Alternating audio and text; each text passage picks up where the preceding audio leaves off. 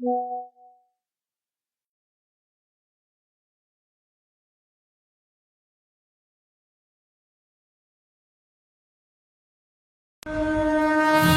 रामपाल जी महाराज एक ऐसे महान संत जिन्होंने अपनी सतभक्ति, तत्व ज्ञान, करुणा और सेवा के बल पर समाज में नई मिसाल कायम की है।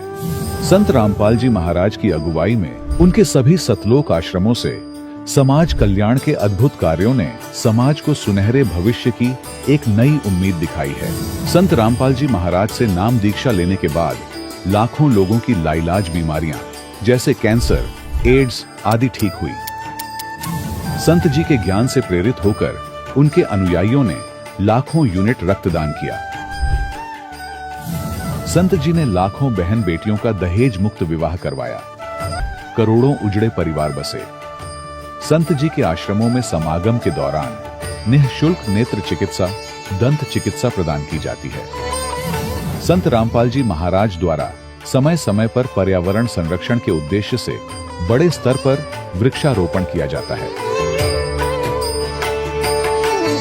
संत जी ने जरूरतमंदों को तत्काल राहत पहुंचाने के लिए एम्बुलेंस सेवा शुरू की। संत जी अपने अनुयायियों को देहदान के लिए प्रेरित करते हैं, जिससे मानवता की सेवा और चिकित्सा क्षेत्र में सुधार हो सके।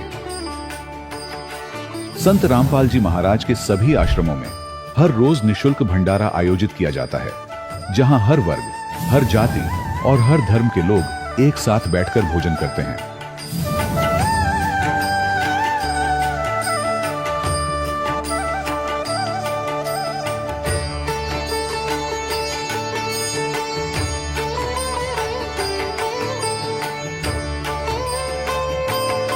संत रामपाल जी महाराज के आश्रम में हजारों बुजुर्गों को सम्मान और प्यार के साथ जीवन जीने का अवसर मिलता है। उनके खाने, रहने और स्वास्थ्य की पूरी जिम्मेदारी संत रामपाल जी महाराज उठाते हैं। अनाथ बच्चों के लिए संत रामपाल जी महाराज के सभी आश्रम किसी वरदान से कम नहीं। यहाँ उन्हें शिक्षा, संस्कार और भविष्य के लिए बेहतर अवसर प्रदान किए जाते हैं। चाहे बाढ़ हो, भूकंप या महामारी, संत रामपाल जी महाराज और उनके अनुयायी हमेशा ही जरूरतमंदों के लिए सबसे आगे खड़े रहते हैं।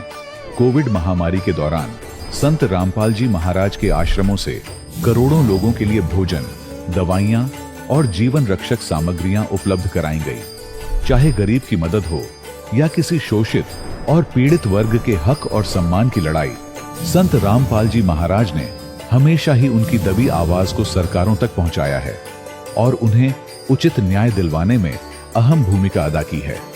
समाज में आध्यात्मिक और सामाजिक मूल्यों के प्रति जागरूकता लाने में संत रामपाल जी महाराज हर कदम पर मानवता के सच्चे सेवक साबित हुए हैं। संत रामपाल जी महाराज का जीवन हमें सिखाता है कि सच्ची सेवा वही है जो निस्वार्थ भाव से की जाए। आइए हम भी इस महान सेवा के कार्य में इस महान संत से जुड़ें और संत रामपाल जी महाराज से नाम दीक्षा लेकर अपने जीवन को धन्य बनाएं।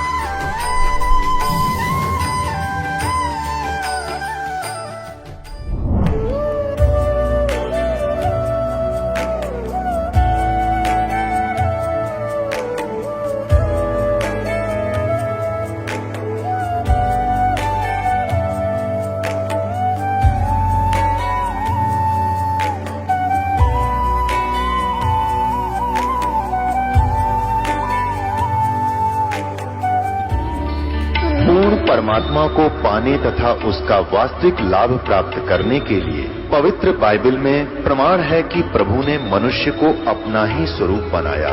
6 दिन में सृष्टि रचकर 7वें दिन विश्राम किया। कुरान शरीफ में प्रमाण है कि हजरत मोहम्मद को खुदा स्वयं कह रहे हैं कि मैंने तुम्हें उस परमात्मा की महिमा बताने के लिए भेजा है।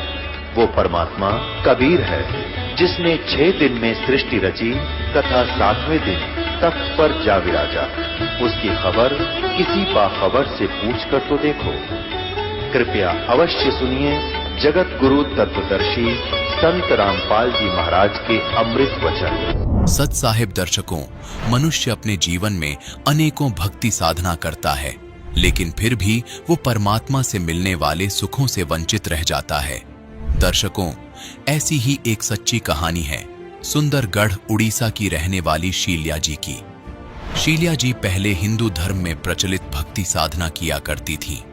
ये उपवास रखती थीं और हर नवरात्रि में माता की पूजा भी करती थीं, लेकिन फिर भी न तो इन्हें शारीरिक सुख मिला और न ही मानसिक शांति। लेकिन दर्शकों, आज शील्या जी का कहना है कि जब से मैंने संत रामपाल जी महाराज की शरण ग्रहण की है, तब से मेरी जिंदगी की रूपरेखा पूर्णतः बदल गई है। दर्शकों, आखिर क्यों लाखों लोग अपनी पारंपरिक भक्ति साधनाओं को छोड़कर संत रामपाल जी महाराज द्वारा बताई गई भक्ति साधना को अपना रहे हैं और उसे ही सर्वश्रेष्ठ बता रहे हैं? आखिर इसकी सच्चाई क्या है? आइए सुनते हैं शील्या जी की कहानी, उन्हीं की जुबानी। नमस्कार जी। नमस्ते जी। क्या नाम है जी आपका? शील्या दासी। कहाँ से हैं जी आप? सुंदरगढ़ जिला उड़ीसा से हूँ। संत रामपाल जी महाराज से नाम दीक्षा आपने कब ली? अप्रैल 6, 2018 को बंदी छोड़ सदगुरु रामपाल जी महाराज के शरण में आए हैं। संत रामपाल जी महाराज से नाम दीक्षा लेने से पहले आप क्या भक्ति साधनाएं करती थी? शिव जी को, दुर्गा जी को पूजा करती थी सर। तो फिर क्या कारण बना कि आप संत रामपाल जी महाराज की शरण में आई? शिव जी को, दुर्गा जी को और अन्य देवी देवता को मानते भी मैं बहुत दुखी हो गई थी सर। ऐसा हुआ कि 2017 अप्रैल 20 तारीख को माँ की देहांत हो गई। आर्थिक स्थिति बहुत दुर्बल थी और शारीरिक स्थिति भी मेरा ठीक नहीं था और मम्मी चली गई तो मैं अत्यंत दुखी हो गई सर। तो धीरे धीरे मैं डिसाइड की कि सुसाइड कर लूँ। मेरा तो भगवान ही नहीं है, भगवान पर भरोसा उठ गया था मेरा। तो उसी समय बोली, इतना देवी देवता को मैं पुकार रही हूँ मेरे सहायता करने के लिए, पर क्यों नहीं मान रहे हैं? ये यदि प्रकृति में भगवान है तो क्यों नहीं मान रहे हैं मेरा बात? बोली तो सुसाइड करने के लिए डिसीजन ली। तब एक बार सोची, मेरा मन में सोच ली कि कहीं इन 33 कोटि देवी देवता से भी तो ऊपर का भगवान तो नहीं है। मैं सुसाइड करना भी एक तरफ से अपराध है, तो मैं मनमर्जी सुसाइड कर लूँगी तो मेरा गलती होगा, भगवान को क्या जवाब दूंगी। उसी समय मैं एक बार सोची कि इसके ऊपर के परमेश्वर को पुकार लूँ। तब मैं पुकार ली, हे भगवान मेरे को सहायता कीजिए, इसके ऊपर क्या और भी भगवान है क्या? परमेश्वर मुझे सहायता कीजिए, नहीं तो 3 दिन के अंदर मैं सुसाइड कर लूँगी। आपके ऊपर मेरा विश्वास नहीं उठ जाएगा और कभी भी विश्वास नहीं करूँगी, ऐसा बोली।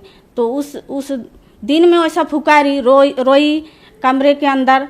तब रात को ऐसा ही बिना खाए पिए मैं सो गई। तो भगवान ने रात को सपने में, परमेश्वर में आए और मुझे अवगत कराए कि बेटा मैं हूँ, मैं तुझे ढूंढ रहा हूँ, तू मुझे ढूंढ रही है, बोले। तो उसी समय मैंने थोड़ा विश्वास आया कि भगवान के ऊपर विश्वास आया। सुबह उठी, थोड़ा मुझे खुशी लगा कि जो भी हो आज मैं भगवान से बात की। तो उसका पीछे और मैं उसका पीछे फिर भी मैं, भगवान तो है, जहीं भी जाऊंगी तो मेरा स्थिति ठीक हो सकता है बोली। और मैं थोड़ा झाड़ फूक में थोड़ा विश्वास भी करती थी। मेरा आर्थिक स्थिति ठीक नहीं है था सर। तो वैसा और भी गई झाड़ फूक कराने, लेकिन ठीक नहीं हुई। तो फिर और पुकारी भगवान को, हे भगवान मैं तो कहाँ जाऊँ, किसके शरण में जाऊँ तो मेरा कल्याण हो सकता है? प्रभु बोलिए, परमेश्वर बोली।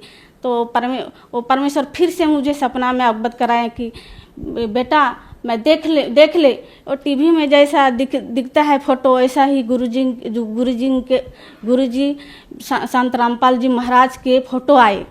मैं ऐसा रूप में दुनिया में आया हूँ, मुझे खोज के दिखा, बोले। तो सुबह उठी और मैं हंसी, मैं खोज के दिखाऊंगी आपको, ज़रूर दिखाऊंगी, बोली।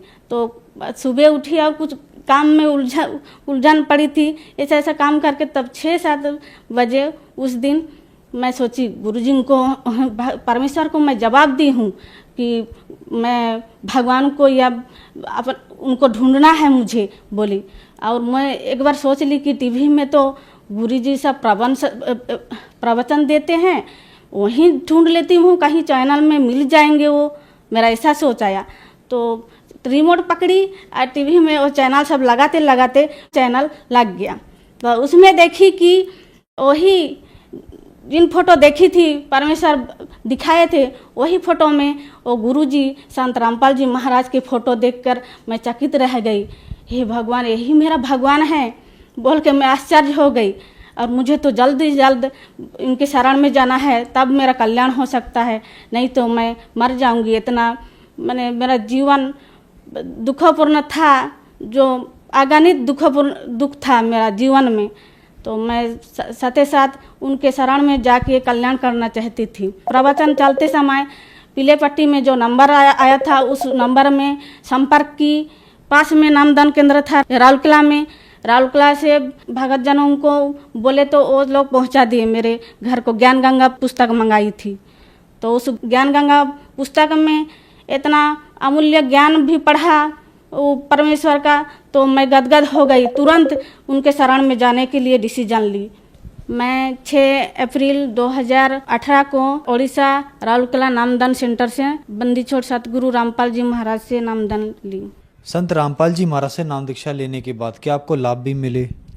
सर, आर्थिक लाभ, मानसिक लाभ, आध्यात्मिक लाभ सब कुछ मिले। सर, मेरा पेट में ट्यूमर था। मैं उड़ीसा के राउरकेला में 1-2 डॉक्टरों को दिखाई कि वो सब बोले कि तेरा ऑपरेशन यहाँ हो नहीं सकता है, तुझे ये कटक बड़ा हॉस्पिटल नहीं तो भुवनेश्वर जाना पड़ेगा बोले। मेरा 3rd स्टेज का कैंसर था। यहाँ के पास के डॉक्टरों ने भुवनेश्वर कटक बड़ा मेडिकल को रिफ़र किया था। तो मैं उस समय गुरुजी को अर्जी लगाई, गुरुजी मुझे पास ही मेडिकल में मेरा ऑपरेशन सक्सेसफुल करा दीजिए बोली। तो गुरुजी आदेश दिए कि बेटा ऑपरेशन सक्सेसफुल होगा, डॉक्टरों की सलाह लीजिए बोले। तो मैं फिर डॉक्टरों को दिखाई तो वो बोले कि अल्ट्रासाउंड करके बोले सक्सेसफुल हो सकेगा बोले। और मेरा इसी तरफ से गुरुजी की दया से ऑपरेशन सक्सेसफुल हो गया। पहले मुझे नवरंगपुर दूर डिस्ट्रिक्ट में जॉब मिला था।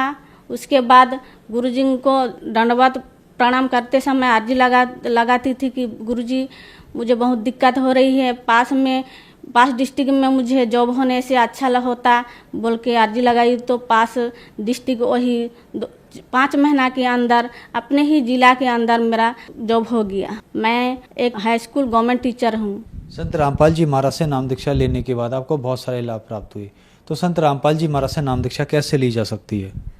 सर, आने के चैनल चलते हैं टीवी पर, प्रवचन चलने के समय एक पीली पट्टी में नंबर आता है, उसी नंबर से संपर्क करने से गुरुजी से नाम दीक्षा ले सकते हैं। धन्यवाद जी।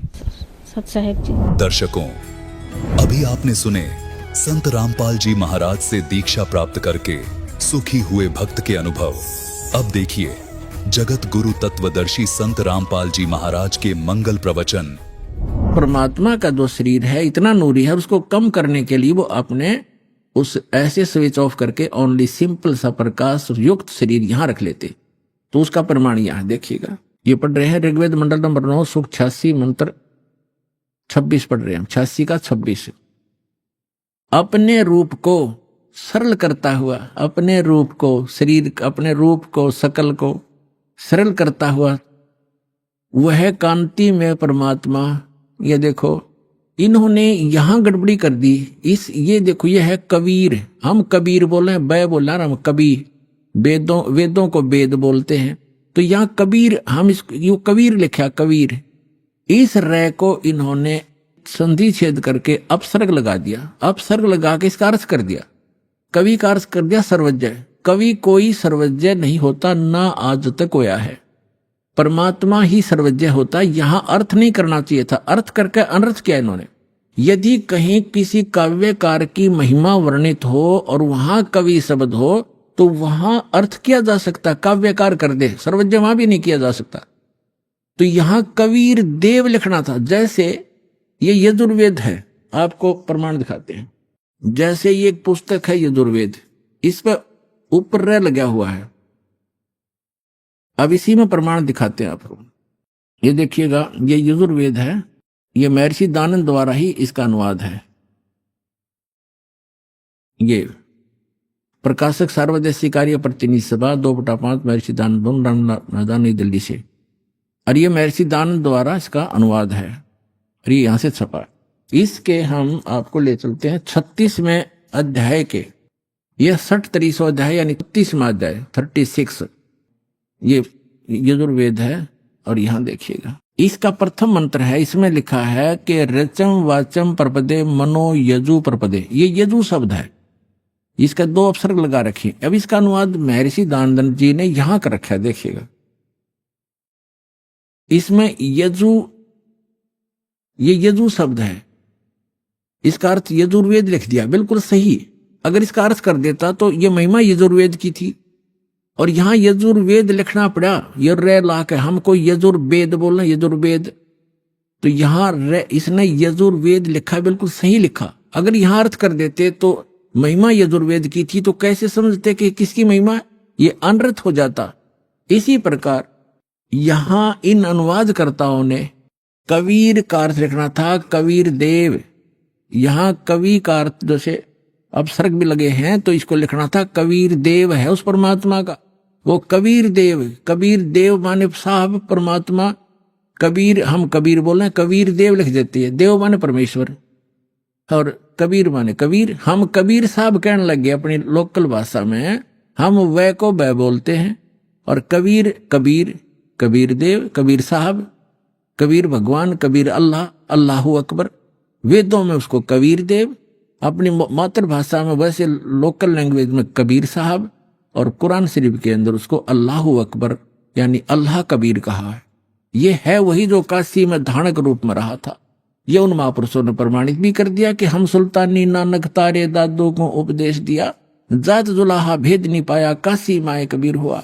अनंत कोट ब्रह्मांड का एक रति निभार, और सतगुरु पुरुष कबीर हैं ये कुल के सिरजनहार। हमने फिर से ऋग्वेद ले लिया, यजुर्वेद रख दिया, क्योंकि अब हम इसको प्रमाणित कर रहे थे। ऋग्वेद मंडल नंबर 9 सूक्त 86 के मंत्र 26 को हम पढ़ रहे हैं। यहां आगे थे कि यज्ञ करने वाले यजमानों के लिए परमात्मा, यज्ञ माने धार्मिक अनुष्ठान, यानी साधना करने वाले साधकों के लिए परमात्मा, सीधा सार्थ बन जाता है। सब रास्तों को सुगम करता हुआ, यानी उनके विघ्नों को, संकटों को मर्दन करता है, अपने उनको पवित्र करता हुआ और अपने रूप को सरल करता हुआ, वह कांति में परमात्मा कबीर देव लिखना था यहां पर, कबीर देव। विद्युत के समान क्रीड़ा करता हुआ, जैसे बिजली आती है बड़े स्पीड से, वर्णीय पुरुष को प्राप्त होता है। वर्णीय माने अच्छी आत्मा को मिलता है। यहां देखो 27 में क्या कहा, वो कहां रहता है वो परमात्मा, जो परमात्मा ध्रुव लोक के यानी तेजो में लोक के तीसरे पृष्ठ पर रहता है, तीसरे पृष्ठ पर विराजमान है। ठीक है, अब यहां 2 कंसेप्ट तो कति क्लियर हो गए। वो परमात्मा ऊपर के लोक में रहता है, ध्रुव लोक के यानी तेजो में लोक के भी तीसरे स्थान पर। वहां 3 पार्ट है सतलोक के, ऊपर के जितने लोक हैं उनको 3 विभागों में बांटा हुआ है।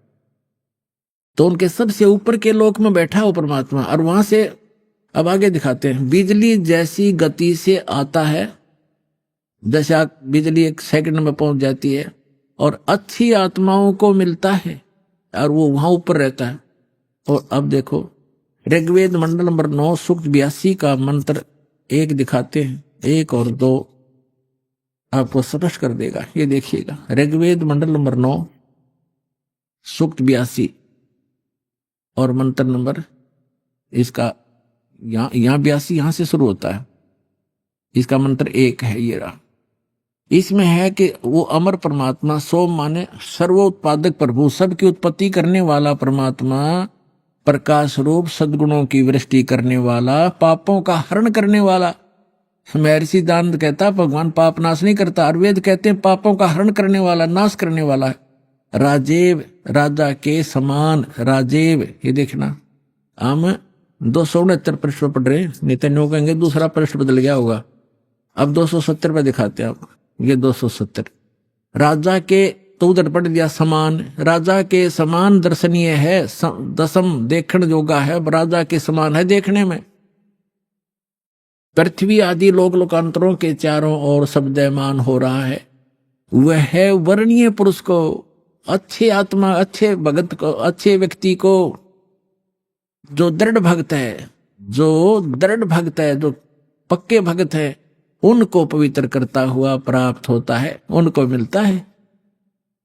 जिस प्रकार विद्युत आकाशीय बिजली स्नेह वाले स्थानों को आधार बनाकर प्राप्त होता है, जैसे पहले वर्षा के दिनों में हमारे घरों में एक कांसी धातु होती थी, कांसी, उसके थाली बेले गिलास कटोरे हुआ करते थे। और हमारी दादी जी कहा करती थी हमारी माताओं से, चाची ताइयों से, कि बाहर जो थाली रखी होती, बेले रखे होते कांसी के, कहा करती इनको अंदर रखो, क्योंकि कांसी की धातु पर, थाली पर बिजली गिर जाती है आकाश की, क्योंकि उसका अट्रैक्शन होता है। तो यहां यही कहा है, वेद बता रहे हैं कि वो परमात्मा अपने उन पुण्य आत्माओं को ऐसे आधार बनाकर प्राप्त होता है, उसका अट्रैक्शन होता है उन अच्छी आत्माओं, दृढ़ भक्तों में। जिस प्रकार आकाशीय बिजली धातु विशेष पर अट्रैक्ट होकर उसी पर आधार बनाकर आती है। बता के कसर छोड़ दी, क्या कमी छोड़ दी वेद ने बताने में। अब आगे देखो, ऋग्वेद मंडल नंबर 9 सूक्त 82 का मंत्र नंबर 1 आपने पढ़ लिया। अब दो में क्या बताया है, किस लिए आता है वो। हे परमात्मन, उपदेश करने की इच्छा से आप, ओह, यानी ज्ञान देने के लिए, यथार्थ ज्ञान देने की इच्छा से आप महापुरुषों को प्राप्त होते हैं। हो गया स्पष्ट।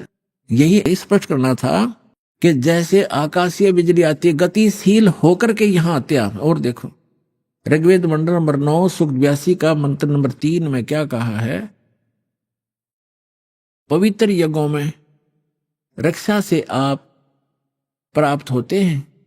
पृथ्वी आदि लोकांतरों में गति करते हुए, सर्वव्यापक नहीं, आप है, गति करते हुए, ये गलत लिखा है, इन अपनी सोच थोड़ी अड़ाई है। आप माने आप स्वयं गतिशील होकर विराजमान होते हैं। है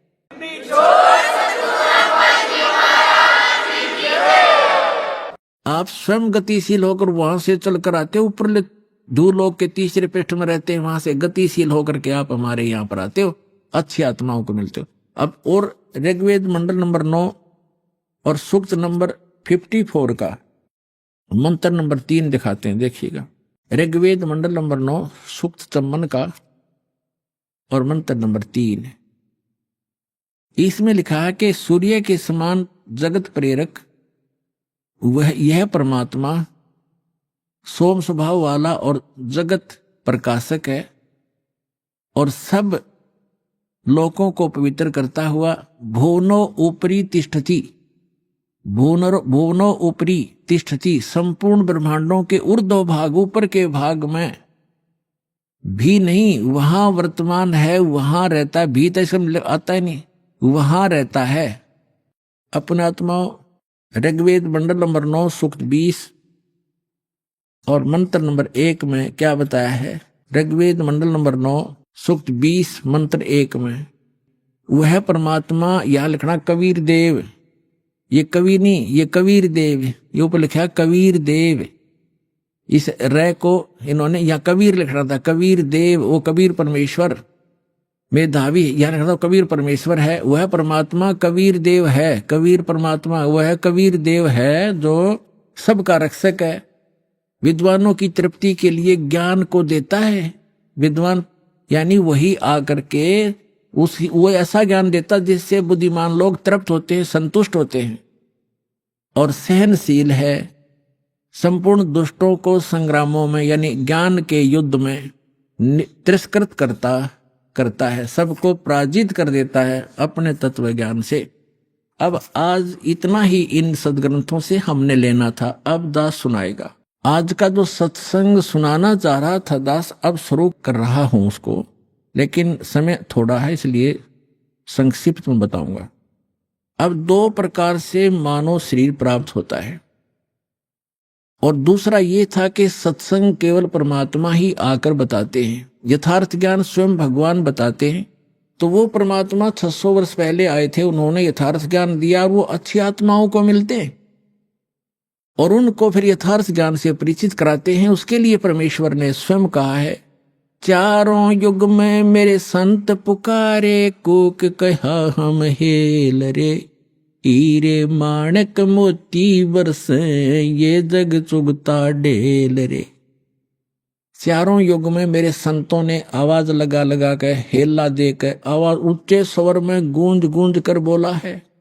और हमने भी चारों युग में मेरे संत पुकारे, मेरे संत जो मुझसे परिचित हुए, और कूक कहा हम हेल रे, हमने सब जगह आवाज लगा लगा कर ढोल के डंके पर कहा कि तुम साधना गलत कर रहे हो, तुम अपने ग्रंथों से परिचित नहीं हो बच्चों, हम जो ज्ञान दे रहे हैं ये मोक्षदायक है, तुम्हारा पाप नाश करेगा, तुम्हें सुख देगा। तो जो यथार्थ भक्ति मार्ग रूपी हीरे मोती लाल वो तुमने स्वीकार नहीं किए, और आन उपासना शास्त्र विधि त्याग कर मनमानी पूजा करके वो कंकर पत्थर इकट्ठे कर लिए जो जिनकी कोई कीमत आगे नहीं मिलनी आपको। तो यहाँ बताते हैं, चारों युग में संत पुकारे, कूक कहा हम हेल रे।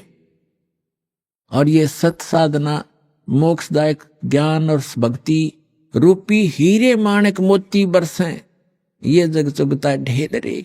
हमरा ज्ञान किन्हें ना सुनिया, और पर भी लेन जात है दुनिया। हमारा ज्ञान कोई सुनता नहीं, और वहां पर भी में नहाने जाते हैं उस तालाब में जहां इन शास्त्र विरुद्ध ज्ञान देने वाले साधकों ने, संतों ने मिसगाइड किया हुआ है। वहां कुंभ का मेला लगेगा, उस तालाब में नहाने से मोक्ष हो जाएगा। आपके से पहले तो कछुए मच्छी और वो उसके अंदर मछलियां मेंढक रहते हैं, वो मुक्त हो जाते हैं, आपसे पहले उसके अंदर ही पड़े हैं वो। अरे बोले आदमियों, है कहीं गीता जी में लिखा कहीं पर ये जा करके पर भी लेकर आओ, या कोई अन्य मंत्र जाप करो, या श्राद्ध निकालो? बल्कि मना किया है श्रीमद् भगवद गीता में 9वें अध्याय के 25वें श्लोक में कहा है कि जो भूत पूजते हैं वो भूत बनते हैं, जो देवों की पूजा करते हैं देवलोक में जाकर के उनके नौकर लगते हैं, वहां चले जाते हैं, और जो पितर पूजते हैं वो पितर लोक में चले जाते हैं, और मेरे पूजने वाले मुझे प्राप्त होते हैं, यानी ब्रह्मलोक में चले जाते हैं। और फिर वो 18 में जाके 62वें श्लोक में कहता है कि उस परमात्मा की शरण में जा जहां जिसकी कृपा से तू परम शांति को, सनातन परम धाम को प्राप्त होगा। तो कहीं पर भी पूरी श्रीमद् भगवद गीता में ना कोई तीर्थ, ना व्रत, और ना ही किसी अन्य उपासना का प्रमाण है। तो हमने शास्त्र विधि अनुसार साधना करनी है जो हमारे सदग्रंथ बताते हैं। सदग्रंथों में आपको पहले भी बता दिया कि जो वेद हैं, चारों वेद, ये गॉड गिवन है, लेकिन 5वां वेद गुप्त था, इसने छुपा दिया। उसमें कंप्लीट कोर्स था, पूरा मोक्ष मार्ग था, पूरा ज्ञान था, वो नहीं रखा। तो परमात्मा स्वयं आकर वो ज्ञान देते हैं। उस ज्ञान के अंदर ये पूरा कोर्स है मोक्ष प्राप्ति का, यहाँ के सुख प्राप्ति का, आपके संस्कार में, प्रारब्ध में, आपकी किस्मत में लिखे हुए पाप को टालने का। ये साधन वालक ने वर्णित किया है जो दास के पास उपलब्ध है, इसको प्राप्त करो। अब जो सत्संग आज सुनाना चाह रहा था दास, उसकी अब भूमिका बनी है 2 घंटे में। अब 2 प्रकार से मानव शरीर प्राप्त होता है। एक तो पूर्व जन्म के संस्कार, जिनके शुभ संस्कार होते हैं, उनको लगातार कई मनुष्य जीवन भी मिल जाते हैं। पुण्य संस्कार कब बनते हैं? जब परमात्मा तीसरी सतीथि का रूप धारण करके कभी किसी क्षेत्र में प्रकट होते हैं और वो अपनी किसी प्यारी आत्मा को यथार्थ ज्ञान बता जाते हैं। उसके कारण फिर आसपास के क्षेत्र में वो ज्ञान कुछ समय तक ठीक चलता है। तो वो पुण्य आत्माएं भक्ति से युक्त हो जाते हैं और फिर वो लगातार कई जन्म भी प्राप्त कर लेते हैं। उन जन्मों में यदि संत नहीं मिला पूर्ण, तो वो पूर्व जन्म की अपने जो किस्मत की जो भक्ति कमाई है उसका नाश करके चले जाते हैं। उनको सुख तो होता है पहले जन्म की कमाई से, और वो सोच रहे हैं कि हम जो साधना करें इसी से सुखी है। तो ये भ्रमणा उनको बनी रहती है। तो जितने आज दास देख रहा है, राधा स्वामी, धन धन सतगुरु, जय गुरुदेव, आसाराम, सुधांशु जी, ये जितने भी कृपालु और ये क्या नाम है, कुमार स्वामी, जो 10-10, 15-15, 20-20, 30-30, 40-40 वर्ष से इनके पास रहे, जब तक इनके पुण्य पूर्व जन्म के चले तो ये सुखी नजर आवे थे, साधना वो गलत कर ही रहे थे। अब उनकी ऐसी दुर्गति हो रही है, रो रो कर आ रहे हैं। ये सतपाल जी के पुजारी और ये बालेश्वर के पुजारी, अंसा देश वाले, अब ये रोते हैं आकर के। एक अध्यापक कहता, मैं पेशे से अध्यापक हूं और मेरा इकलौता पुत्र था, मैं सतपाल का चेला था, 40 वर्ष से वहां लगा हुआ था, इकलौता पुत्र की मृत्यु होगी और उस दिन से टक्कर मार के रो रहा हूं। नास्तिक हो गया था, विश्वास उठ गया था भगवान से, आपका ज्ञान सुना, सत्संग सुना, फिर एक किरण फिर से जागी है कि है भगवान कहीं पर। हम साधना गलत करके दुखी हो गए। जब तक हमारे पुण्य चले हम सुख महसूस करते रहे, और जब हमारे ऊपर पापों का दौर शुरू हुआ उस साधना ने कोई प्रोटेक्शन नहीं किया। तो पुण्यात्मा सभी ऐसे भ्रमित है। तो जो मानव शरीर प्राप्त प्राणी है वो 2 प्रकार से हैं। एक तो ऐसे आपको बता दिया, तो वो भटकते रहते हैं भगवान के लिए, कहीं ना कहीं वो बैठ ही नहीं सकते। तो अब आपका जो जन्म है मनुष्य जीवन का ऐसे समय में हो गया, यदि अब जन्म ना होता तो पहले की तरह आप भी भटक कर चले जाते। आज से 10 वर्ष पहले कोई मर गया तो वो गया अपना जीवन नष्ट करके। तो आपका जो मनुष्य जीवन हुआ है, धन्य आपके माता पिता जिनसे जन्म हुआ है। और आप तो भक्ति पर लगे लगाए हो, आपको तो बहुत थोड़े से समय में समझाया जा सकता है। और दूसरी प्रकार के जो 84 लाख योनियां भोग करके मानव शरीर प्राप्त किए हुए हैं, उनको आप कितना ही कोशिश करो, वो ठीक है परिश्रमी भी होते हैं, क्योंकि पहले पशु पक्षी बनकर सारा दिन परिश्रम में लगे रहते थे रोजी रोटी के लिए। एक चींटी है सारा दिन एक कण की आवश्यकता पता नहीं कितने चक्कर काटती है एक कण के लिए, एक पल की चैन नहीं। तो उनका स्वभाव ये होता है कि माया के लिए संघर्षशील रहते हैं, भक्ति के लिए कहते हैं तो कहते हैं मुझे समय नहीं, और भक्ति सुनाना चाहते हैं तो उनके गले उतरती नहीं, उठकर चले जाते हैं। तो क्या बताते हैं कबीर साहब, कहते हैं कबीर पिछले पाप से हरि चर्चा ना सुहावे, कहूंगे कह उठ चले ना और बात चलावे। जो पूर्व जन्म के संस्कारी प्राणी नहीं होते हैं या जिनके पाप कर्म अधिक बढ़े हुए होते हैं, उनके सामने सत्संग की चर्चा की जाती है भगवान की, तो उसके 3 लक्षण हैं। जो भक्तिहीन कर्महीन प्राणी होता है, भक्तिहीन और भाग्यहीन होता है, तो कबीर साहब कहते हैं कबीर पिछले पाप से हरि चर्चा ना सुहावे, और कहूंगे चर्चा चलते लटके लेगा, और ना कोई और चर्चा शुरू कर देगा। अच्छा सुन, एक बात सुन मेरी, वो फलाना काम वैसे था, वो जैसे आप कोशिश करते हो को रिश्तेदार भाई बहन मित्र को चर्चा सुनाते हो, 2 सेकंड सुनता है, फिर वो ध्यान ऐसे ऐसे रहता, ऐसा है ना वो एक काम जो आप वो ऐसे हो गया उसको ऐसे हो गया, आपको भी डिस्टर्ब कर देगा, आप बताना चाहते हो। और तीसरा कहते हैं फिर मुझे काम याद आ गया, फिर मिलूंगा, उठकर चल जाएगा। तो इसके लिए कबीर भगवान बताते हैं कि कबीर पिछले पाप थे जिनके पाप घने बढ़ गए, हरि चर्चा ना सुहावे, अच्छी नहीं लगेगी, और कहूंगे कह उठ चले ना और बात बनावे। तो ये उस व्यक्ति के लक्षण हैं जो पिछले जन्म के पापों से ज्यादा ग्रस्त है, या जो सीधा 84 लाख प्रकार के प्राणियों से, पशु पक्षियों की योनि से सीधा मनुष्य जीवन प्राप्त किया है। तो उसके अंदर भक्ति प्रवेश करना बड़ा कठिन होता है, लेकिन हो जाती है। उसको थोड़ा ज्यादा समय लगेगा इस ज्ञान को समझने में, और शुरुआत एक बार हो जाती है, धीरे धीरे किसी ना किसी जन्म में तो वो हो ही जाती है। एक कागभूषण नाम के, अपने पुराणों में भी इसका प्रमाण आता है, कागभूषण नाम के एक महापुरुष हुए हैं, और एक गरुड़ जी जो श्री विष्णु जी के वाहन माने जाते हैं। इन दोनों की एक बार आपस में चर्चा हुई। कागभूषण कैसे हैं, उनका बाकी का शरीर मनुष्य सदृश है, लेकिन चोंच और ऊपर का हिस्सा जो मुंह है वो कौवे का है, उसको कागभूषण कहते हैं। इन दोनों की आपस में एक बार चर्चा हुई, और कागभूषण से गरुड़ जी ने पूछा, हे भूषण जी, आपके पास बैठने से मुझे बहुत शांति मिलती है। आपने ये जो भक्ति विधि और ये अमरत्व, क्योंकि कागभूषण जी की काफी लंबी आयु हो गई है, काफी प्रलय उसके सामने हो चुकी हैं, अभी भी वो विद्यमान है। तो उसके लिए पूछा कि आपको ये कैसे प्राप्त हुई। तब कागभूषण ने कहा कि एक लंबी कहानी है गरुड़ जी। मैं एक बार 20 वर्ष की उम्र थी मेरी, और एक भयंकर अकाल गिर गया। हम भाई बहन थे, मेरे से छोटे मेरे भाई बहन थे। उस अकाल के दौरान वो भूख सहन नहीं कर सके, उनकी मृत्यु होगी। मेरे माता पिता की भी मृत्यु होगी, वो भी भूख सहन नहीं कर सके। मैं युवा था, जिस कारण से मैं उस अकाल को झेल कर माता पिता और परिवार के नाश होने के बाद उस क्षेत्र को छोड़कर मैं अवंतिका नगरी में चला गया। वहां अकाल नहीं था। उससे पहले मेरे असंख्य जन्म चले गए, मनुष्य जीवन मैंने बर्बाद कर दिए, कभी मैंने भक्ति नहीं की, क्योंकि वो पिछले जन्म मुझे अब मेरी दिव्य दृष्टि खुल जाने से नजर आ रहे हैं कि पिछले मानव शरीर मैंने कैसे बर्बाद किए थे। तो बता रहा कि पिछले जन्म मैंने बहुत नाश कर दिए, और एक जन्म जो मेरा हुआ, माता पिता मर गए भूख से तड़प कर, मेरे भाई बहन मर गए भूख से तड़प कर।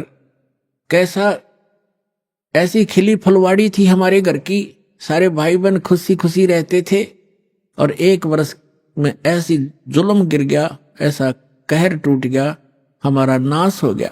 मैं सोचने पर विवश हो गया कि ये क्या जीवन है। कल तक हम कैसे खुशी मंगल से रहते थे, प्यार करते थे, कहाँ गए आज मैं टक्कर मार लिया, रो लिया, सारा कुछ कर लिया, वो मिल नहीं रही। ये खाक जीवन है, कहाँ रह रहा हूं मैं। ऐसे करते करते एक मंदिर के अंदर एक पंडित जी, भगवान शिव का पुजारी था, मैं वहां चला गया, उसको अपना दुख रोया। दयालु था ब्राह्मण, मुझे सीने से लगाया और कहा, बेटा यहाँ तो ऐसे ही कहर गिरते हैं, आप भक्ति कर लो, स्वर्ग में चले जाओगे, वहां दुख नहीं है। ब्राह्मण को ज्ञान स्वर्ग तक का ही था, और कहा, बेटा तुम दीक्षा ले, दीक्षा गुरु बनाए बगैर मोक्ष नहीं होता। अब कागभूषण बता रहा है कि मेरे इतने पाप थे, पापी के पिछले जन्म जन्म के कभी भक्ति शुरू नहीं करी थी। मेरे अंदर भक्ति प्रवेश करने में 6 महीने लग गए, लगातार संत के साथ रहने में। अब 6 महीने तक मैं मंदिर में रहा, रोज उनकी कथा सुनता, वचन सुनता, पर नाम लेने की इच्छा कभी मैंने व्यक्त नहीं की। गुरुजी कहते, महात्मा जी के बेटा दीक्षा ले ले, मैं कान्ना पे कह टाल जाता, ना हाँ कहता ना कहता। और दीक्षा उसी को प्रफुल्लित होती है जो सब इच्छा से अपनी लगन से प्राप्त करता, जबरदस्ती दिया हुआ नाम काम नहीं करता। तो उस पंडित जी ने इसलिए उसको जोर नहीं दिया। 6 महीने के बाद कहता, लगातार सत्संग सुनने के बाद मुझ पापी के कुछ पाप नरम हुए, और तब मैंने दीक्षा प्राप्त की। दीक्षा प्राप्त करके कुछ दिनों के बाद फिर मेरे अंदर एक बकवाद भागी, जो गुरुजी कथा सुनाया करते हो मुझे भी याद होगी। मैं युवा था, गुरुजी वृद्ध हो गए थे, मेरी आवाज में कसक थी, जितने भी श्रोता थे अब मेरी तरफ आकर्षित हो गए और कहने लगे, हो आप तो गुरुजी से भी बढ़िया ज्ञान सुनाते हो। अपने आत्माओं यहाँ मार खाता प्राणी, इस ज्ञान को सुनकर कोई वक्ता बन बैठेगा, 10 उसके प्रशंसक हो जाएंगे, वो भी अपना नाश जीवन करेगा। अब ज्ञान पुराणों का था, बढ़िया और घटिया क्या हो गया इसमें, गुरुजी से बढ़िया सुनाने लग गया वो। तो यहाँ मार खाते श्रोता भी और वो भक्त भी मार खाते, मान बढ़ाई छा जाती है, सबसे बड़ी दुश्मन है जीव की। एक दिन मैं बैठा था, कथा कर रहा था, श्रोता बैठे थे, गुरुजी आए मंदिर में अपने घर से। मैंने खड़ा होकर सत्कार नहीं किया, क्योंकि मैं अपनी बेइज्जती समझूं था कि खड़ा होऊंगा तो सबका अट्रैक्शन उधर गुरुजी की तरफ हो जाएगा। अब मैंने बैठे बैठे दर्शन कर लिए, ऐसे बस थोड़ा सा नाम मात्र सा सिर झुकाया, खड़ा नहीं हुआ मैं। अब गुरुजी तो आए थे, अपना लगे पूजा पाठ करने मंदिर में, एक कोने में बैठकर आकाशवाणी हुई मंदिर में, कह रहे दुष्ट, तूने अपने गुरु का अनादर किया है, तुझे 1 लाख वर्ष के लिए नरक में डालता हूं। भगवान शिव की आकाशवाणी भी, क्योंकि ब्राह्मण शिव का पुजारी था। अब वो आकाशवाणी सुन ली गुरुजी ने, उसने कहा, रे बेटा भूषण, उसका नाम कुछ और था उसमें, बेटा भगवान क्यों नाराज हो गया तेरे से? गुरुजी ने नहीं ध्यान दिया कि इसने मेरा आदर किया या अनादर किया। संत के विषय में एक वाणी कही है गरीबदास साहिब जी ने कि आदर अनादर करो क्यों ना कोई, मम संत शरण जगत जान छोई। अब संत ये नहीं देखते आदर अनादर को, लेकिन शिष्य को हानि घनी हो जाती है जो आदर नहीं करता है, नियमित नहीं रहता।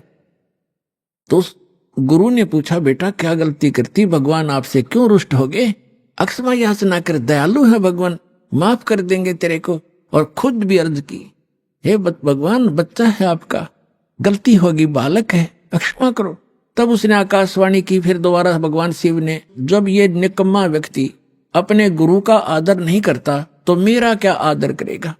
गुरु एक रिहर्सल करनी होती है गुरु जी को भगवान की तरह मानकर, क्योंकि हम जैसा व्यवहार गुरु जी के यहाँ कर रहे हैं तो परमात्मा इस रूप में आपको वहां ऊपर जाकर के आपकी परीक्षा लेगा। एक स्थान है मानसरोवर पर, तो जैसा भाव आपका यहाँ वैसा वहां होगा, जैसे स्वप्न में होता है। तो वहां से वापस आने के बाद फिर आप बहुत युगों तक वहां नहीं जा पाओगे। इसलिए एट प्रेजेंट आपने गुरु जी के साथ ऐसा व्यवहार करना चाहिए, ऐसा बोलना चाहिए जैसे हम भगवान से कर रहे हो। तो इस प्रकार ना करने से तब उसने कहा कि जिसने आपका आदर अनादर किया, आपका नहीं मेरा अनादर किया, इसको 1 लाख वर्ष तक नरक में डालूंगा। फिर काफी समय तक हाथ जोड़े रहा ब्राह्मण, आपका बच्चा है, बख्श दो दाता, बालक है, गलती होगी, अरे तो भी मांग माफी बच्चे, मांगी माफी मांग। लेकिन फिर आकाशवाणी हुई कि मेरा वचन ना खाली जाई, यम के लोग चलो रे भाई। अब कागभूषण कहता है कि मेरी मृत्यु होगी, मैं नरक में डाल दिया गया 1 लाख वर्ष तक। लेकिन थोड़ी बहुत जो कलम चढ़ी थी, थोड़ी बहुत भक्ति प्रारंभ की थी प्राथमिक, उसका लाभ मिला। अगले जन्म में मुझे मनुष्य जीवन मिला, 1 लाख वर्ष नरक भोग के मनुष्य जीवन मिला। तो मैंने एक लोमस ऋषि के साथ वाद विवाद कर दिया, उसने मुझे श्राप दे दिया, अरे चंडाल तो चंडाल के घर जन्म हो तेरा। तो वाद विवाद करता है। तो कागभूषण कहता है कि गुरु जी मैंने दुख नहीं माना संत के उस कुवचन का, और उसने श्राप दे दिया। मैंने हाथ जोड़कर ये कहा कि हे महर्षि जी, दास पर गलती बन गई, मैं नीच व्यक्ति हूं, मैं कर्महीन हूं, तभी तो ऐसी भाषा में आपके सामने बोल गया, मेरा दुर्भाग्य था। एक दया करियो दयालु कि मैं किसी जन्म में चाहे चंडाल का पैदा हूं पर भगवान की भक्ति ना भूल पड़े, ये दया करते मुझे। तो ये आशीर्वाद दे दिया लोमस ऋषि ने। तो सारी कथा बताता है कि फिर मैं क्या हुआ, एक काग के घर जन्म हुआ मेरा। जैसे ब्रह्मा जी हैं, इनका हंस वाहन है, और हंस के साथ एक हंसनी कंपलसरी होती है।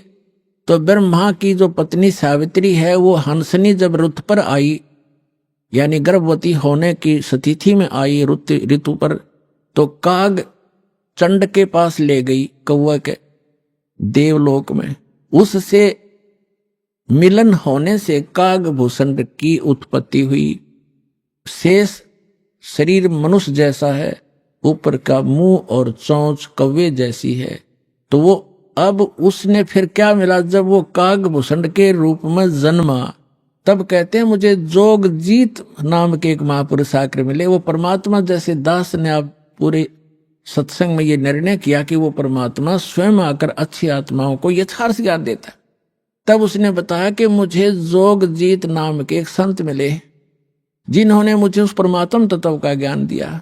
उन्होंने मुझे ऐसा मंत्र दिया जिससे मेरी यह स्थिति हुई कि मेरा बहुत युगों तक अमर शरीर होगा। अब कागभूषण की भी मृत्यु होगी, क्योंकि अब ये समय है, इस समय में जब कागभूषण का जन्म होता तो मोक्ष हो सके था।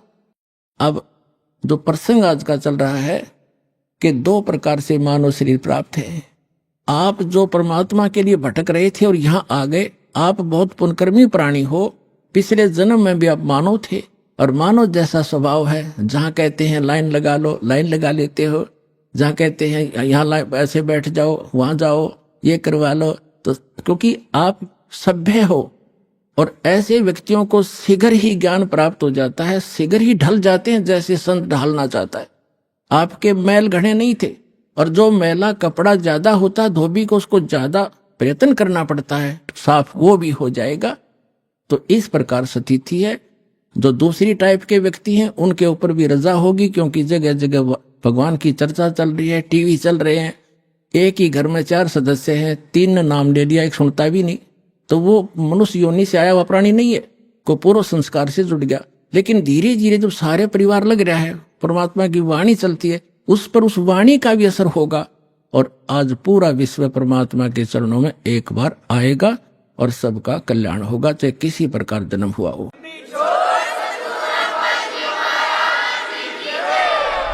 अभी आपने सुने संत रामपाल जी महाराज के मंगल प्रवचन। आइए अब सुनते हैं संत रामपाल जी महाराज से नाम दीक्षा लेकर सतभक्ति करके अद्भुत लाभ प्राप्त करने वाले अनुयायी के विचार। दर्शकों, यदि कोई व्यक्ति अपनी परंपरागत भक्ति को ही सर्वश्रेष्ठ मानता हो, लेकिन वास्तव में वो शास्त्र विधि को त्याग कर मनमाना आचरण कर रहा हो और उसे ये पता चल जाए कि आज तक उसने जो भक्ति साधना की वो व्यर्थ थी, तो उस व्यक्ति पर क्या बीतेगी। दर्शकों, ऐसी ही कहानी थी उत्तर प्रदेश के रहने वाले अजीत जी की। अजीत जी पहले हिंदू धर्म में प्रचलित सभी भक्ति साधनाओं को किया करते थे, लेकिन फिर भी ना ही इन्हें शारीरिक सुख मिला और ना ही मानसिक शांति। दर्शकों, जब इतनी भक्ति साधना करने के बाद भी कोई लाभ नहीं मिला, तो अजीत जी ने निरंकारी पंथ को अपनाया। लेकिन दर्शकों, अफसोस, वहां से भी इन्हें निराशा ही हाथ लगी। लेकिन आज अजीत जी का कहना है कि जब से मैंने संत रामपाल जी महाराज की शरण ग्रहण की है, तब से मेरी जिंदगी पूर्ण रूप से बदल गई है। आज मैं शास्त्र अनुकूल भक्ति साधना कर रहा हूं। दर्शकों, आइए जानते हैं आखिर क्यों अजीत जी ने निरंकारी पंथ को छोड़कर संत रामपाल जी महाराज द्वारा बताई गई भक्ति साधना को अपनाया। सुनते हैं अजीत जी की कहानी, उन्हीं की जुबानी। नमस्कार सर। सतसाहिब सर। सर, क्या नाम है आपका? अजीत दास। अजीत जी, आप कहाँ से हैं? मैं जौनपुर उत्तर प्रदेश से हूँ भगत जी। अजीत जी, संत रामपाल जी महाराज से नाम दीक्षा आपने कब ली? मैं 6 अक्टूबर 2019 को संत रामपाल जी महाराज की श्री चरणों में आया। अजीत जी, संत रामपाल जी महाराज से नाम दीक्षा लेने से पहले क्या आप कोई भक्ति साधना भी करते थे? सर जी, मैं निरंकारी मिशन से था। सन 2000 से लेके 2019 तक मैं निरंकारी मिशन में जो है सत्संग वगैरह में जाता था, वहाँ से नाम दीक्षा भी लिया था। सर, आपने बताया कि आप निरंकारी पंथ में लगभग 19 साल तक रहे, तो फिर संत रामपाल जी महाराज की शरण में आने का क्या कारण बना? सर, संत रामपाल जी महाराज की शरण में आने का दास को ऐसे कारण बना, दास जो है भूत प्रेतों से बहुत दुखी था और आर्थिक रूप से भी दुखी था। तो मैं सोचा कि ओके, उसके बाद मेरी जो पत्नी है, पत्नी के ऊपर भी भूत आते थे और दास जब घर में सोता था वहाँ पे भूत प्रेत जो है मुझे आके दबाते थे। जैसे रात को 12-1 बजे 3 बजे कभी भी दबा देते थे, अकेला सोता था। मैंने बहुत लोगों के पास गया जो देवी देवताओं की भक्ति करते हैं, उनके पास गया कि मेरे साथ ऐसा ऐसा हो रहा है। तो उन्होंने बोले कि भाई आपके घर में बहुत सारे भूत हैं, उनकी वजह से प्रॉब्लम हो रही है। तो वो देखते थे, देखने के बाद जो है वो बोलते चलो आपको ठीक हो जाएगा। लेकिन 1 महीना 1.5 महीना ठीक रहता था, फिर वैसी प्रॉब्लम चालू हो जाती थी। यहाँ तक कि जो निरंकारी मिशन के जो लोग हैं, जो बुजुर्ग उसमें महाराज लोग हैं, उनसे मैंने बात किया कि जो है हमारे साथ ऐसा हो रहा है, मतलब भूत प्रेत हमें बहुत परेशान कर रहे हैं। तो बोलते हैं कि भाई भूत प्रेत होता ही नहीं। और तो दास के मन में यही है कि अब इनको हम कैसे बताएं कि भूत प्रेत होता है कि नहीं होता, ये मेरे साथ घट रही है, ये रियल हो रहा है। दास को इतना पता था कि मनुष्य जीवन जो है मोक्ष के लिए मिलता है, लेकिन जो है हम कहें कि जब हमारे जो निरंकारी मिशन में रहते हुए भी अगर हमें भूत परेशान कर रहे हैं तो हमें ये मोक्ष क्या खाक देगा। आज हमें डाउट हुआ कि हमें मोक्ष यहाँ से नहीं मिलेगा। और क्योंकि हम निरंकारी मिशन में जाते थे तो हमने सोचा कि ये सही मतलब सच्ची साधना है, इसके वजह से हम उसमें जो है मन लगा के भक्ति करते थे। भक्ति करने के बावजूद जब भूत परेशान करने लगे तो हमारे मन में परमात्मा ने प्रेरणा की कि जब ये भूत परेशान कर रहे हैं तो भगवान का मार्ग हो ही नहीं सकता। अगर भगवान का मार्ग होगा तो वहाँ पे भूत परेशान ही नहीं करेंगे। तो दास ने ऐसे चारपाई पे बैठा था, फिर मतलब दुखी मन से परमात्मा को याद किया कि हे परमात्मा, आप कहाँ पे हो? अगर इस धरती पर हो तो कहाँ पे हो? 10 मिनट बाद जो है परमात्मा ने दास के अंदर प्रेरणा की कि बेटा चलो यूट्यूब पे जो है भविष्यवाणी खोज। मैंने भविष्यवाणी को सर्च मारा, मैंने यूट्यूब तुरंत निकाला और यूट्यूब पे मैंने भविष्यवाणी को सर्च मारा। मैंने भविष्यवाणी को सर्च मारने के बाद उस भविष्यवाणियों में राजेश भटनागर जी बता रहे हैं कि नास्ट्रेडमस ने भविष्यवाणी की थी, फ्लोरेंस ने भविष्यवाणी की थी। कई ऐसी भविष्यवक्ता हैं जो संत रामपाल जी महाराज के ऊपर भविष्यवाणी किए हैं कि वो ऐसा महान संत आएगा जो ऐसे आध्यात्मिक ज्ञान वो खोलेगा, उस ज्ञान से पूरी दुनिया नतमस्तक होगी और जितने अपने को ज्ञानी कहलाएंगे, जितने भी बड़े बड़े धर्म गुरु हैं, वो सब जो है शर्म से झुक जाएंगे उस ज्ञान के आगे। तो वो जगत का तारणहार होगा। तो दास को बहुत खुशी हुई। फिर लास्ट में जब परमात्मा संत रामपाल जी महाराज का नाम बताते हैं कि वो संत कोई और नहीं, वो संत रामपाल जी महाराज हैं, तो मैंने अपने ऐसे माथे पे हाथ मारा कि आज तक वो संत रामपाल जी महाराज भारत देश में हैं और उनका नाम तक मैं नहीं जानता। तो मैंने जैसे ही संत रामपाल जी महाराज का मैंने यूट्यूब पे नाम डाला, हम कहे अगर आप सच्चे गुरु हो इस धरती पे, आप ही जगत के तारणहार हो, तो मैं आपके सत्संगों से पकड़ लूंगा कि आप जो है सच्चे गुरु हैं। तो दास ने जो है वेद से कंपेयर किया, वेद से गुरु जी का ज्ञान कंपेयर किया, कुरान से किया, बाइबल से किया, फिर गुरु ग्रंथ साहब से किया, गीता से किया। जब सारे ज्ञान को मैंने कंपेयर किया, उसके बाद मालिक का ज्ञान मैंने सुना। सुनने के बाद मैंने, मेरी आत्मा यही बोली कि आप ही वो संत हो, जगत के तारणहार हो। दुनिया कुछ भी कहे लेकिन आप ही वो सच्चे गुरु हो और आप ही हो जिससे सबका मोक्ष होगा। फिर उसके बाद मैंने संत रामपाल जी महाराज की श्री चरण कमलों में आके नाम दीक्षा लिया। अजीत जी, संत रामपाल जी महाराज की शरण में आने के बाद क्या आपको कोई लाभ भी मिले? जी हाँ भगत जी, दास को बहुत सारे लाभ हुए परमात्मा की दया से। पहला लाभ तो हुआ, जो मैं भूत प्रेत बाधा से परेशान था, हमारे घर में जो भूत आते थे, तो वो परमात्मा ने दया की है, आज भूत प्रेत नहीं आते, सब भाग गए। उसके बाद जो है दूसरा लाभ हुआ दास को, हमारे पिताजी को राइट साइड किडनी में 9.3 mm की स्टोन था। तो उस स्टोन को हम, बाबा रामदेव जी की दवा है, जौनपुर से हम करते थे, एक डॉक्टर थे BMS के, वहाँ से हम करते थे। तो उनकी जो है मतलब लगभग 6 महीने तक हमने दवा खिलाने के बाद अल्ट्रासाउंड करवाने के बाद जो है पथरी जो है निकली नहीं, वैसी की वैसी थी। तब उसके बाद जो है तब पिताजी जो है निरंकारी में थे, तो फिर उसके बाद पिताजी को मैंने बोला कि स्वयं परमात्मा आए हैं सदगुरु श्री रामपाल जी महाराज के रूप में इस धरती पे, आप उनकी शरण में आओ, नाम दीक्षा लो और परमात्मा दया करेंगे।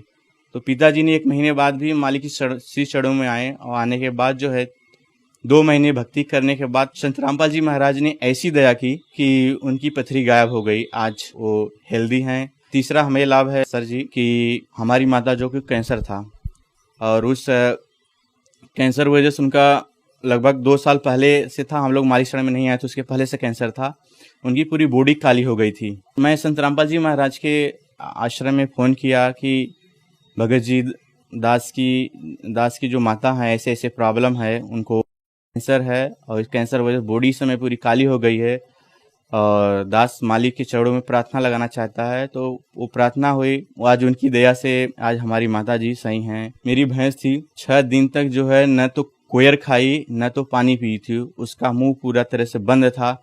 और उसके बाद जो है जो डॉक्टर थे भैंस के, उस डॉक्टरों ने बोला कि हमारे बस की बात नहीं है और इस भैंस को सिर्फ परमात्मा ही बचा सकते हैं, भगवान ही बचा सकते हैं और आपकी नसीब के ऊपर बचा सकता है। तो और सब बहुत सारे लोग, हमारे गांव के लोग भी आए कि सब लोग देखे, तो लास्ट में सब ने यही कहा कि हाँ, इसको जो है सिर्फ परमात्मा ही बचा सकते हैं, भगवान ही बचा सकते हैं। तो दास भी बोला कि हाँ, इसको अब सिर्फ परमात्मा ही बचा सकते हैं और परमात्मा संत रामपाल जी ही बचा सकते हैं इसको। तो दास ने संत रामपाल जी महाराज के श्री चरण कमलों में अरदास किया तो परमात्मा की दया हुई और फिर उसके बाद जो है 2 घंटे बाद जो है वही भैंस जिसने 6 दिन तक मुंह नहीं खोला था, कोयर नहीं खाया थी, उसी ने आधी बाल्टी पानी पी और आधा जो भगोना होता है उसमें कोयर खाया और आज जो है स्वस्थ है वो भैंस। वो आज हमारे घर पे भी पड़ी है। मालिक ने तो पर डे जो है चमत्कार करते ही रहते हैं भगत जी। सर, संत रामपाल जी महाराज से नाम दीक्षा कैसे ली जा सकती है? सर संत रामपाल जी महाराज की से नाम दीक्षा बहुत आसानी से आप ले सकते हैं। बहुत सारे चैनल पे संत रामपाल जी महाराज जी का सत्संग चलता है और उसपे उसके नीचे एक पीली पट्टी चलती है। उस पीली पट्टी से आप जो है जो आश्रम के नंबर है तो उस नंबर से आप कांटेक्ट कर सकते हैं। और यहाँ तक कि आपके पास एंड्रॉयड फ़ोन है तो आप गूगल पे जाके संत रामपाल जी महाराज का से नाम डालेंगे, वहाँ से जो है आप ज्ञान गंगा पुस्तक, जीने की राह, गीता तेरा ज्ञान अमृत, जितनी सारी पुस्तकें हैं संत रामपाल जी महाराज की आप वहाँ से डाउनलोड कर सकते हैं, वहाँ से कांटेक्ट नंबर ले सकते हैं और यूट्यूब पे मतलब परमात्मा का संत रामपाल जी महाराज का आप सत्संग सुन सकते हैं और वहाँ से जो है और नाम दीक्षा ले सकते हैं। धन्यवाद सर। सच साहेब। संत रामपाल जी महाराज एक ऐसे महान संत जिन्होंने अपनी सतभक्ति, तत्व ज्ञान, करुणा और सेवा के बल पर समाज में नई मिसाल कायम की है। संत रामपाल जी महाराज की अगुवाई में उनके सभी सतलोक आश्रमों से समाज कल्याण के अद्भुत कार्यों ने समाज को सुनहरे भविष्य की एक नई उम्मीद दिखाई है। संत रामपाल जी महाराज से नाम दीक्षा लेने के बाद लाखों लोगों की लाइलाज बीमारियां जैसे कैंसर, एड्स आदि ठीक हुई। संत जी के ज्ञान से प्रेरित होकर उनके अनुयायियों ने लाखों यूनिट रक्तदान किया। संत जी ने लाखों बहन बेटियों का दहेज मुक्त विवाह करवाया।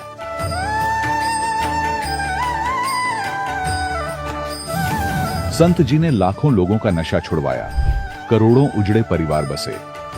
संत जी के आश्रमों में समागम के दौरान निःशुल्क नेत्र चिकित्सा, दंत चिकित्सा प्रदान की जाती है।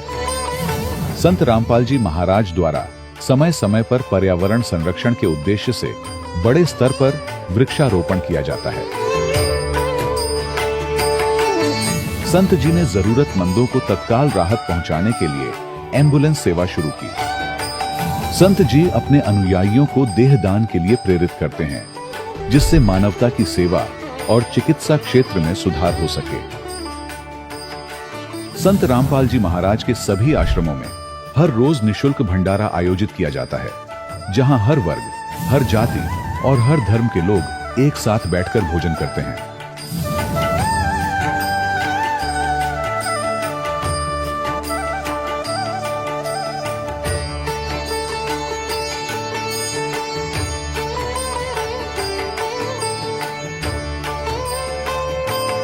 संत रामपाल जी महाराज के आश्रम में हजारों बुजुर्गों को सम्मान और प्यार के साथ जीवन जीने का अवसर मिलता है।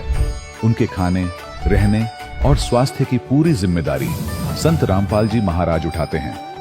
अनाथ बच्चों के लिए संत रामपाल जी महाराज के सभी आश्रम किसी वरदान से कम नहीं। यहाँ उन्हें शिक्षा, संस्कार और भविष्य के लिए बेहतर अवसर प्रदान किए जाते हैं। चाहे बाढ़ हो, भूकंप या महामारी, संत रामपाल जी महाराज और उनके अनुयायी हमेशा ही जरूरतमंदों के लिए सबसे आगे खड़े रहते हैं। कोविड महामारी के दौरान संत रामपाल जी महाराज के आश्रमों से करोड़ों लोगों के लिए भोजन, दवाइयां और जीवन रक्षक सामग्रियां उपलब्ध कराई गई। चाहे गरीब की मदद हो या किसी शोषित और पीड़ित वर्ग के हक और सम्मान की लड़ाई, संत रामपाल जी महाराज ने हमेशा ही उनकी दबी आवाज को सरकारों तक पहुंचाया है और उन्हें उचित न्याय दिलवाने में अहम भूमिका अदा की है। समाज में आध्यात्मिक और सामाजिक मूल्यों के प्रति जागरूकता लाने में संत रामपाल जी महाराज हर कदम पर मानवता के सच्चे सेवक साबित हुए हैं।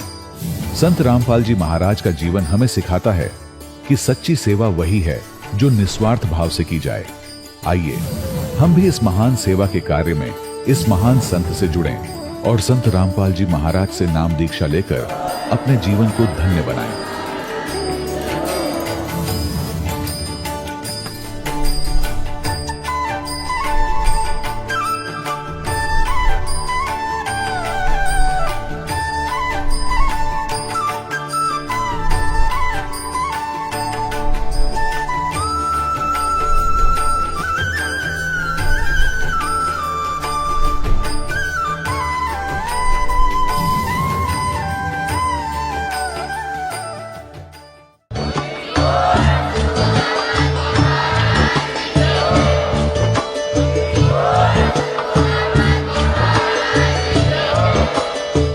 सुन रहे थे जगत गुरु तत्वदर्शी संत रामपाल जी महाराज जी के मंगल प्रवचन। अधिक जानकारी के लिए विजिट कीजिए हमारी वेबसाइट www.jagatgururampalji.org। संत रामपाल जी महाराज जी के शुभ आशीर्वाद से पूरे विश्व भर में 500 से भी ज्यादा नाम दीक्षा केंद्र हैं, जिन पर संत रामपाल जी महाराज जी द्वारा ऑनलाइन निशुल्क नाम दीक्षा दी जा रही है। अपने नजदीकी नाम दीक्षा केंद्र का पता करने के लिए संपर्क करें 8222880541।